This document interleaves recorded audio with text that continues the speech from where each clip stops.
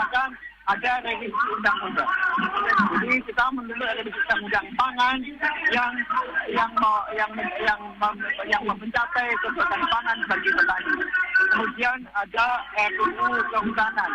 Ini kita menuntut bahwa undang-undang kehutanan nantinya menjadi sarana untuk melaksanakan reformasi agraria. Kemudian ada rancangan undang-undang koperasi. Ini juga sangat penting untuk demi kemajuan dan ekonomi petani melalui koperasi. Ya, apalagi Menteri Prabowo bisa membentuk koperasi merah putih. Kemudian untuk juga ada RUU masyarakat adat. Masyarakat tidak kehilangan tanah salahnya. Kemudian muara dari undang-undang yang menyebabkan masalah ini adalah undang-undang cipta kerja. Itu membuat banyak korporasi dan juga adanya beberapa kemudian untuk impor pangan, kemudian adanya bank tanah, dan adanya investasi di segala bidang. Ini yang kemudian kita mendesakkan 2 hari yang lalu SPI sama undang lain mengajukan yang review kepada MK, ya, agar khususnya bisa diamandemen demi undang-undang yang sangat bagus bagi petani. Kemudian tujuannya adalah kita menuntut adanya pendirian Dewan Reforma Agraria yang bisa memastikan terjadinya program reforma agraria istilahnya, kemudian Dewan Kesejahteraan Petani, dan ini untuk menjamin petani dalam kondisi yang bagus, karena saat ini musim pangan kita sangat merugikan petani, sehingga harga jual khusus padi, kemudian hujan lain tidak sesuai dengan income dari petani. Jadi itu tuntutan pada hari ini itu. Dan semoga Pak Prabowo bisa memenuhi tujuan kami semua, apalagi asal kitanya ada program yang tentang reforma agraria.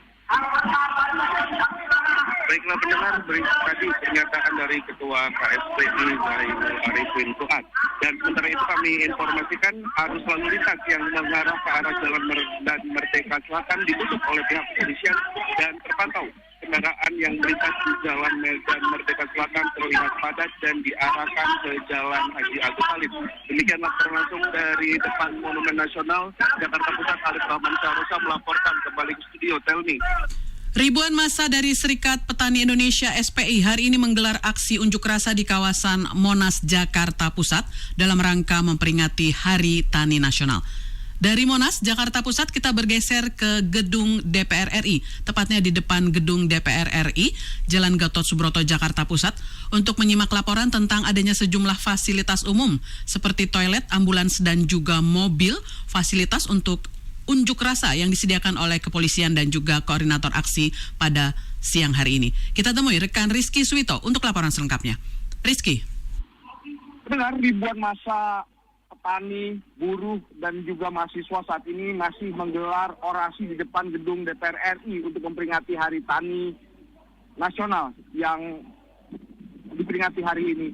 Dari pantauan pandangan mata saat ini benar, satu hal yang menarik perhatian kami di sini, disediakan fasilitas-fasilitas untuk masa aksi yang telah menyampaikan aspirasinya di depan gedung DPR RI. Kami pantau dari sini terdapat beberapa fasilitas umum seperti toilet, mobil, air, kemudian juga mobil fasilitas pengunjuk rasa yang disediakan oleh pihak kepolisian dan juga koordinator aksi yang saat ini memang terpantau sangat banyak dari masa aksi yang memerlukan beberapa fasilitas tersebut. Dari pantauan kami, teriknya matahari yang menyinari cuaca siang hari ini di depan gedung DPR RI membuat beberapa masa aksi harus dilakukan perawatan, mengingat memang masa aksi ini sudah berjalan atau datangi depan gedung DPR RI sejak pagi hari tadi. Kami mencoba untuk mendekati beberapa masa aksi yang saat ini tengah melakukan aksi penyampaian aspirasinya di depan gedung DPR RI, di mana memang dari informasi yang kami dapatkan, mereka tiba di Jakarta ini sejak dini hari tadi. Dan kita coba untuk menyampaikan beberapa dan menanyakan beberapa pertanyaan kepada Mas Saki. Selamat siang Pak. Ya, dari mana? Dari Cikajang, kampung Cikajang. Dari Garut. Garut. Namanya siapa? Jajang. Pak, ikut memperingati Hari Tani hari ini tuh apa aja Pak? Nomor satu, tanah ingin sukses. Kedua, itu pupuk susah. Sekarang obat-obatan mahal. Sayuran murah. Ya udah gitu. Harapannya Pak dengan peringatan Hari Tani ini Pak? Harapannya pengen tanah disukseskan, pupuk diturunkan, obat-obatan diturunkan, sayuran ditaikan. Ya, makasih Pak Jajang. Aspirasi yang disampaikan oleh masa aksi yang begitu mengenyuskan hati bahwa penyampaian aspirasi hari ini tidak lain terdapat poin-poin yaitu ingin mendapatkan reformasi agraria, kemudian dimudahkan diturunkan harga pupuk bagi para petani yang kemudian bisa memiliki sebuah kesejahteraan yang mereka dapatkan dengan penghasilan sebagai bertani di tanah kelahirannya. Demikian laporan langsung dari depan gedung DPR RI, Rizky Smito melaporkan. Sejumlah fasilitas umum seperti toilet, ambulans, dan juga mobil fasilitas unjuk rasa disediakan pihak kepolisian dan juga koordinator aksi siang hari ini di Jakarta Pusat. Elshinta News and Talk. Wifi nyala kan? Aku di kamar dulu ya, mau nonton sambil belajar. Belajar? Tapi kok Mama sering dengar kamu ketawa-tawa nonton konten prank terus ya? Hihi, iya cuma sebentar kok Ma. Abisnya seru sih, ada yang lagi dibully terus jadi viral. Nah, Mama tahu kamu butuh hiburan. Tapi kamu sadar gak sih, apa yang kamu lihat tiap hari itu bisa nempel di kepala kamu? Maksud Mama? Konten negatif itu bisa mengubah cara kamu berpikir, meremehkan orang lain, bahkan meniru yang salah. Dulu, Mama khawatir kalau kamu main terlalu jauh di luar rumah. Tapi sekarang, kejahatan itu bisa masuk lewat HP kamu. Wah, serem juga ya Ma. Makanya, kita harus bijak pakai internet. Mama bukannya ngelarang, tapi kita jaga bareng-bareng. Boleh nonton, tapi pilih yang bermanfaat. Jangan asal klik, apalagi yang belum jelas sumbernya. Oke deh Ma, mulai sekarang aku bakal lebih hati-hati. Nah, gitu dong. Itu baru pinter ya. Kenali informasi yang sehat, bedakan antara hiburan dan manipulasi, serta bangun kebiasaan digital yang bertanggung jawab. Karena menjaga ruang digital anak berarti menjaga masa depan mereka. Kini, kejahatan digital bisa masuk ke kamar mereka. Awasi, dampingi, dan ajari membedakan yang baik dan yang berbahaya. Stop kekerasan digital mulai dari rumah. Pesan ini dipersembahkan oleh Elshinta Media Group. Elshinta News and Talk.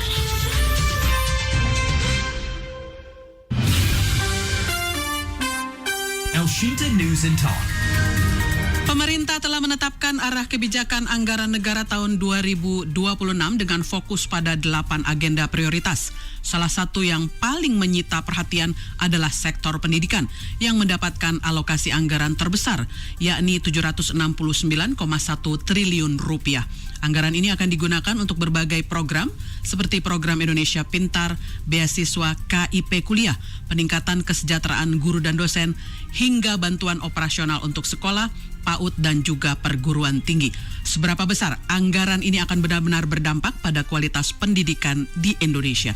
Kita akan membahasnya bersama dengan Kepala Bidang Advokasi Guru Perhimpunan Pendidikan dan Guru atau P2G, Iman Zanatul Hairi. Dan kami juga membuka line telepon untuk Anda berpartisipasi di 021-586-9000 untuk berbicara langsung atau via WA di 081-180-6543. Elshinta News and Talk. Pak Iman, ada kenaikan yang lumayan cukup signifikan dan anggaran ini menjadi yang terbesar dari tahun APBN 2025 724,3 hingga saat ini yang kita ketahui dinilai 769,1 triliun rupiah. Bagaimana masyarakat atau rakyat akan benar-benar merasa ada dampaknya pada kualitas pendidikan kita?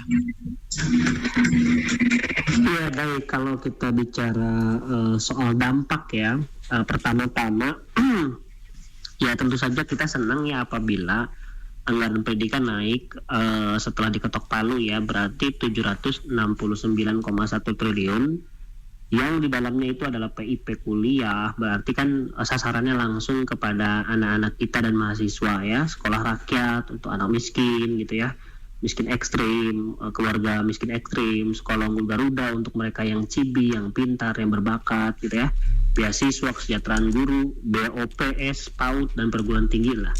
Sekilas memang ini tinggi ya 769, tapi kan mohon maaf ya. 769 itu kan harus dikurangi MBG 335 triliun. Jadi kalau kita kurangi MBG, kalau tidak salah itu dari 335 triliun itu diambil sekitar 225-an lah ya untuk MBG. Berarti anggaran pendidikan kita tanpa MBG itu 544 triliun, berarti lebih rendah dari APBN kita 2024 bahkan. 2024 kita 665 triliun. 2025 724, tapi minus sekitar 60 triliun karena kan untuk BGN. Jadi sebetulnya kalau kami hitung-hitung tidak ada peningkatan signifikan, bahkan sejak tahun 2024 malah turun gitu. Jadi ini kelebihan Menteri Keuangan yang sekarang ya, daripada sebelumnya Bruce Sri Mulyani. Kelebihannya memang tidak dirinci ya. Jadi justru Bruce Sri Mulyani jauh lebih detail, lebih lebih rinci, sehingga kami tahu dari 769 triliun ini untuk apa gitu. Kami melihat paparannya hanya disebutkan secara global ya, tapi kami belum tahu rinciannya itu seperti apa. Nah, berkaitan dengan kesejahteraan guru, dosen, dan tenaga pendidik, ya harapan kami ada peningkatan. Tapi kalau kami lihat dari angka-angkanya setelah dipotong MBG, berarti anggaran tidak berubah. Kalau tidak berubah sama dengan tahun-tahun sebelumnya, berarti kesejahteraannya nggak akan jauh berbeda. Kan kalau kita bicara kesejahteraan, tentu yang paling tidak sejahtera dong yang harus ditolong. Dari programnya pemerintahan Prabowo gitu ya, di saat ini itu kesejahteraan guru honorer kan hanya dapat 300.000 per bulan.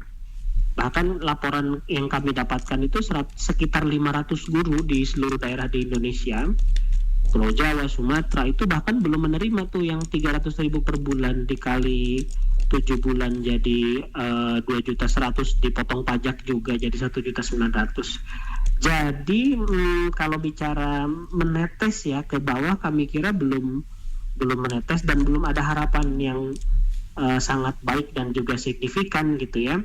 Kita tahu bahwa urusan sekolah itu ada banyak, ada sekolah rakyat, sekolah unggul Garuda gitu ya sebagai prioritas, meskipun kami dari P2G tetap berpandangan bahwa prioritas utama adalah sekolah-sekolah reguler, sekolah negeri yang yang saat ini 60% dalam keadaan rusak parah, rusak ringan, rusak sedang. Meskipun sudah ada disuntikan dana 16, sekian triliun ya, tapi kami kira itu harus menjadi prioritas terlebih dahulu yang kebanyakan ini gitu. Nah ini yang mungkin kami senang sedikit tapi langsung kecewa karena tadi ya kelihatannya setelah dipotong MBG ya tidak ada peningkatan dari tahun 2024 gitu. Mungkin itu dulu. Ya.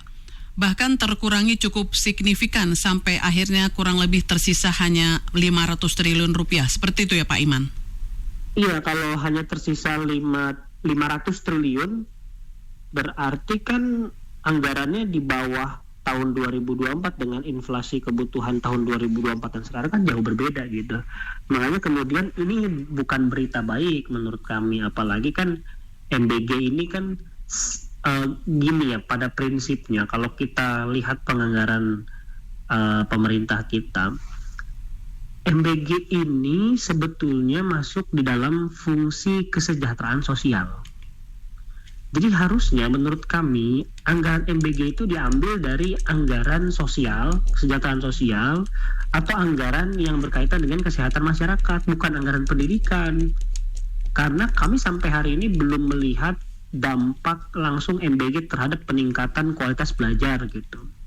Kalau dampak negatifnya justru kami lihat, misalkan ketika MBG dibagikan ke sekolah ini, jangan bayangkan seperti di Jepang ataupun di India ya, yang mana MBG ini dibagikan ke sekolah, terus sekolahnya punya tempat makan yang cukup luas ya, restorasi, pantry gitu ya, dan ada petugasnya di situ. Iya, di MBG di Indonesia itu guru-gurunya itu ikut kerepotan menerima MBG, lalu diancam tempat makannya tidak boleh hilang, diancam juga makanannya tidak boleh habis, tidak boleh sampai tidak habis, jangan sampai dikembalikan.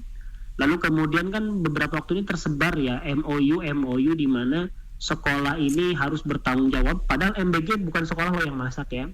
Lalu kemudian beredar juga informasi bahwa beberapa himbauan supaya anak-anak dan guru ini tidak memposting tentang MBG. Karena saat ini kan sudah jelas yang diposting itu ya, MBG ada lintahnya, MBG ada belatungnya, MBG ada buah semangkanya tapi tipis seperti keripik dan lain sebagainya. Ini kan anggarannya besar sekali. Satu hari mungkin bisa sampai 1 triliun lah. Sementara kondisi pendidikan kita masih butuh sekali dana yang sifatnya basic, mendasar, bangunan, fasilitas, dan juga kesejahteraan gurunya. Nah ini yang menurut kami pemerintah harus mawas diri ya, melihat bahwa anggaran pendidikan kita ini kayaknya kurang tepat gitu diarahkan gitu, sehingga kemudian kami pesimis 769 triliun ini tidak akan berdampak banyak terhadap kualitas pendidikan kita gitu. Makanan MBG yang beracun misalkan, 5.300 siswa sudah keracunan di berbagai daerah terbesar di Jawa Barat, lalu belum ada evaluasinya. Itu kan anggaran pendidikan, kan masih banyak hal-hal yang basic yang sebetulnya ada yang mengatakan sebulan MBG ini bisa menggratiskan kuliah di IPB. Berapa sih nominal bantuan pemerintah untuk mahasiswa kita yang kuliah? Kecil sekali.